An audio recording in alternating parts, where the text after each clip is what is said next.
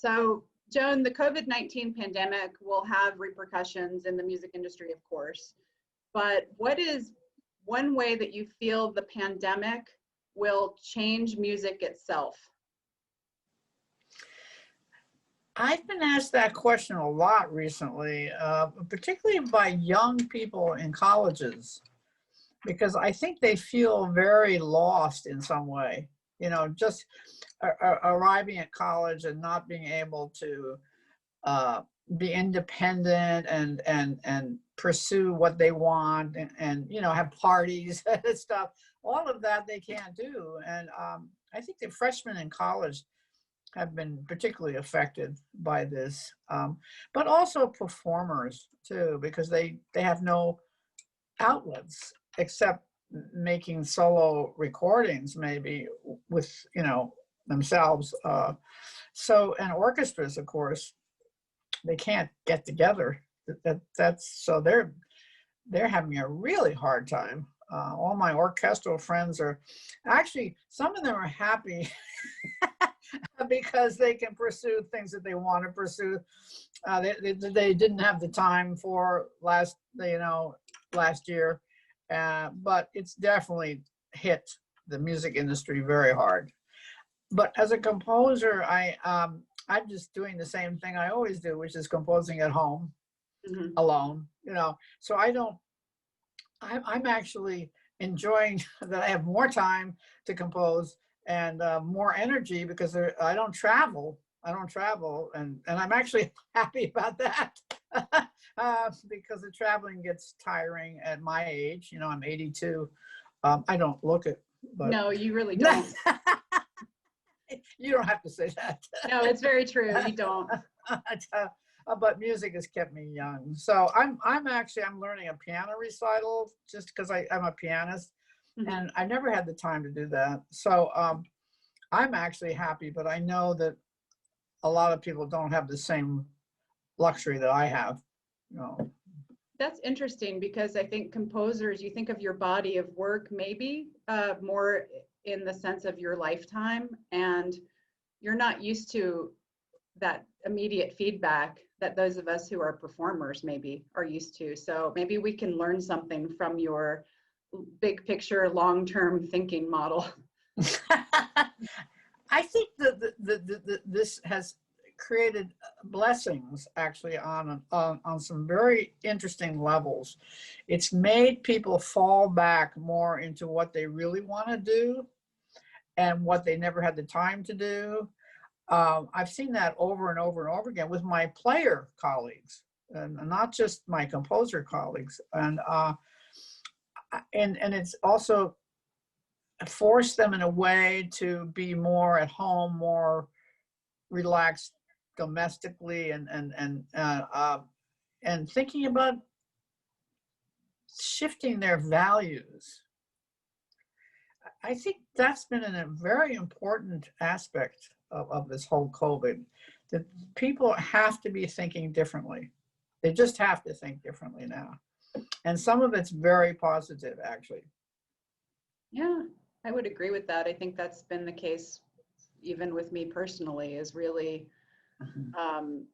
sitting with myself and being more comfortable internally in a way, because I haven't had all of the distractions, all the external distractions that come. And so I look forward to being able to take these lessons that I've learned and project them into, you know, back into the musical world again too, though. Sure. I miss the output of performance and the camaraderie as well, of course, but I sometimes you think we'll be better for it. Like we get stronger when we go through challenges. Because sometimes the routine of what we get involved with, especially with orchestras, needs to be thought about, needs to be thought, how can we change that routine that we've accepted all these years into something more, I don't know, exciting is not the word, more curious, letting, let's say, living composers in, letting women have more of a platform, and African Americans and Latinos Yeah, because that's starting to happen all over the place. You know, I'm just getting tons and tons of emails about, oh, I'm doing this Latino composer and I'm doing this Black composer. And just this morning, I got a cellist who said I'm doing a piece of Jesse Montgomery's, who's a young Black composer. I was Yes. like, yeah, that's great. Wow, that you're thinking about that other than Brahms, you know, or Yes. Beethoven, you know. Yeah. So, yeah. Well, it's beautiful. Thank you. Mm-hmm. You have said before in interviews that the wonderful thing about new music is the reaction that it provokes. What are a few of the reactions you are most interested in provoking these days? Well, I want to be loved, so I want to be, you know, I just that's the reaction I want. But of course, first from the players, and then from the audience. Not all composers have that desire. Some don't care whether they're loved or not. I'm unfortunately one of those. That's why I never do well in politics, because you can't be loved by everybody, you know. um, but what I really like as traveling around the orchestra world and the chamber music world is what happens, what is the reaction of the audience, you know. And when I was traveling around early on the orchestra world, there were very few living composers on that. This was years ago, you know, very few. And they always expected to dislike my piece because I was unknown, living, whatever. Alive, So yeah. So I used to say to the audience, I would always give a talk, you know, and I'd say, so how many of you, and I want an honest answer, are expecting to dislike my piece? 80% of the hands went up. And I said, okay, so how many of you think that's unfair? Same 80% went back up. So I had the guilt level right there. How can they judge me if they don't know me? So I said, you're judging me. You don't know me at all. Why are you judging me so fast? So that was a mantra that I used a lot. And the second thing was, Brilliant. well, it was just two questions and I had them. See, guilt. The second thing was the curiosity level. You would think that they would be curious about a new thing coming into their environment.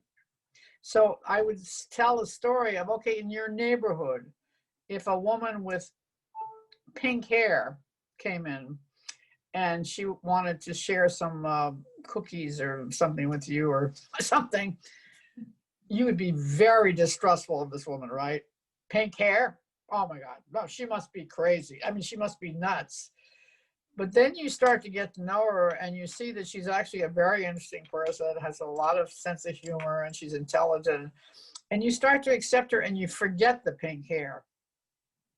The pink hair recedes and the personality comes forward.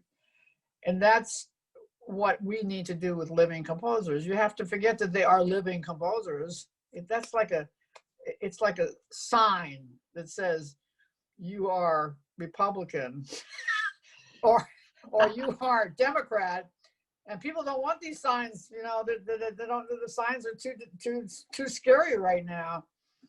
Yeah, so we have to sort of break through that with curiosity, which is not high on the list always. And while I don't want to reduce your work by calling you a female composer, But I am personally. That's not a reduction. Okay, good. I think you're. See, I don't mind that title at all. See, this is another difference between me and other composers, women composers. The women, there are some women that do not want to be identified as women at all. Right. And there are others who want to be, and they're out front about it, and they, you know, and they're with the activists of the women composers and stuff like that. I'm that one. Mm-hmm. Because I am a woman. I can't deny that. I mean, it's not like I can say, well, don't look at me as a woman because I don't want that. Well, but I am a woman. I can't help that. So you And embrace the female perspective oh, in your work. absolutely, absolutely, and also the history. Mhm. See, the history of women composers. Once I figured that, once I learned that history, it became fascinating to me how that line of history worked and where we are today. And see, when I learned that, I realized that I was on a cutting edge. And before that, I had no idea where. I was just writing my music and, hoping somebody would notice me. Um, Knowing history is very important, I think, for women composers. Thank you. How do you see the landscape changing for women composers, if at all? Oh, it's changed quite dramatically, especially since the Me Too movement. Yeah. It's like the Black Lives Matter changed the Black composers. The Me Too movement changed the women composers. All of a sudden, we were all being noticed all over the place. So I wrote a piece for the New York Philharmonic, which was a part of the project that Deborah Borda established for the New York Phil of the, like you were doing, acknowledging the 19th Amendment and creating 19 composer commissions by women for the orchestra, which was an amazing visionary project of her for a major orchestra like that. So my piece is called 1920/2019. Oh, that's great. So 1920 was the ratification of the vote for women, and 2019 was the emergence of the Me Too movement.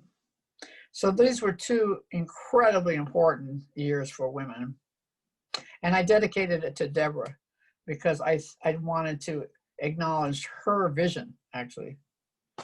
That's incredible. That must be a great honor for her. And she, of course, is someone that women in the industry look up to tremendously as well. So Right. She's I another certainly pioneer do. woman. Yes. Yeah, she's incredible. Yeah. Incredible. I have Is 5 there- fanfares. I'm sorry. Oh, I no, have- no, go ahead, please. I have 6 fanfares dedicated to 6 extraordinary women.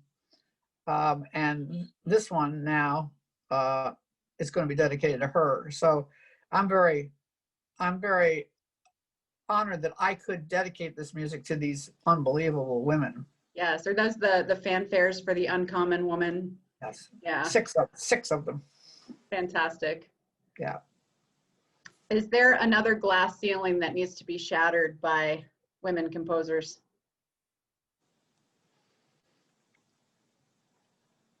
Another glass ceiling to be shattered. You mean in the music world? In the music world. Well, there is the conductor problem, which is, I think, I don't know, you may know better, but I feel that that's behind the women composers thing. And I dedicated to, yeah, you think that's true, right. There are 2 women conductors, Marin Alsop and Joanne Folletta, or 2 of the women I dedicated my fanfares to. Yeah, so that ceiling is it's hard. That's a hard one. And the brass field is much better. Used to be no women in the brass. Now they're getting major positions in orchestras. And the strings are no problem now, and the winds. The brass were the last vestige, yes. I think. I was a brass player, so yes, my you were, okay. Early on was being the only female. And then it really rapidly changed. And now I don't perform anymore, but now I see sometimes majority women in the brass section. And you're right, a lot of them are winning and have held principal positions. We have a principal horn, principal trombone women who are absolutely phenomenal musicians and people. And I've interviewed them as well for this series because I think it's important for us to highlight each other's accomplishments. It is a different path for us to come up through. And with women conductors, my experience administratively is that very similar to what you've experienced as a composer, that there's an influx of interest to hire women conductors. Right. And they're very busy. They're hard to hire because they're so booked out in advance, which is terrific. But I think that just speaks to the fact that there need to be many more of them on the circuit. So you have to take some risks with the younger ones coming That's up. right. That's right. Which is great because they're probably well qualified to do the work, Sure, right? But I think sure. it's just a matter of time. I Right. do see like the early stages of that happening, and maybe even the mid stages in some cases. So some incredible talents in the world right now. Very, Absolutely. very popular choices to hire. So I'm excited to see, maybe in the next 5 years, I think we'll see a big difference. I remember years and years ago, Joanne Folletta played a piece of mine with the Long Beach Symphony. Mhm. And I went, and it was a big orchestra, and the brass section were all these macho males, and this Joanne Folletta is small, Yeah. and do you know her?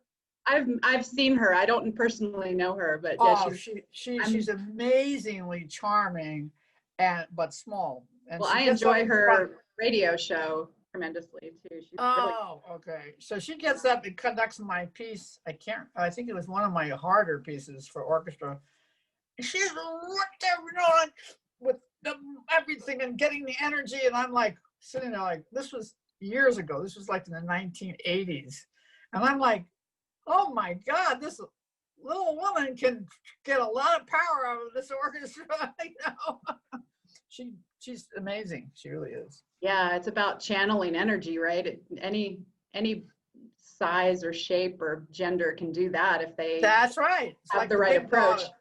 Yeah. When you take your little dog for a walk, it can dominate the Great Danes. I had a little dog that dominated the Great Danes. Yeah. I have a dachshund, so yes, I understand. Oh, it was a dachshund. It was a dachshund. Oh, I love them. Yeah, they're the epitome of little dog syndrome. This Yeah. fierce. Yeah. Like The little conductor syndrome. Yep, exactly. Major conductors. Oh man. Okay, well, the Colorado Music Festival has an educational arm. It's called the Center for Musical Arts, and that's where our offices are, where I am right now. Is there a lesson that you learned as a young musician that you still remember today? Okay, it's what I tell composers and players, actually. Start your own group. Start your own group and make it your own vision. Like you want to play this kind of music only, or you want to be the composer who writes for this group only, or you want them all to be composers who play, or they're just players and you want to get some big composers involved writing music for them. I mean, there's all kinds of visions that you can create with your own group because nobody's calling the shots except you. So that's what I tell, and it's not easy work because you have to have a leader who's going to be able to get everybody to stay together and maybe even raise some money down the line. That's down the line. But even as a youngster, I think it's a great thing. It's like having a team, like a neighborhood team, and you meet every Saturday night to play for each other or with each other. It's like a club, I think it's a great thing to have as a young musician. That's really excellent advice. I wish someone had given that advice to me early on because I think the interaction with other musicians would have been very special. I had that in the orchestra world, but certainly not as a chamber musician. And I certainly didn't think of things in terms of my own vision for what I wanted. I always thought about pleasing, the section leader or pleasing the conductor and trying to obtain some sort of a status or something, but not ever really what I wanted to do as a musician or now as an administrator. Certainly now I have much more of an ability to craft a vision and to see it through. Sure, yeah. What instrument did you play? Midlife. I played the horn. So as a horn player, you could have established your own group, either as a brass quintet or as a quartet or something, a trio, and a win too. So yeah, That's right. uh, Opportunities. yeah. But see, Mm. it takes, from a young kid, it takes a lot of resourcefulness to make that come off, and you probably need a leader. Mhm. That's the way those groups get started. There's always a leader, you know, There's a charismatic a leader. charismatic leader who will say, "Okay, guys, you have to be over at my house at 6 o'clock on Saturday. Mhm. I don't Yeah, want and a any set of ifs, ands, or standards, buts." Yeah, yeah. a set of agreeable standards, and yeah, then you're in. I love that advice. Thank you so much. And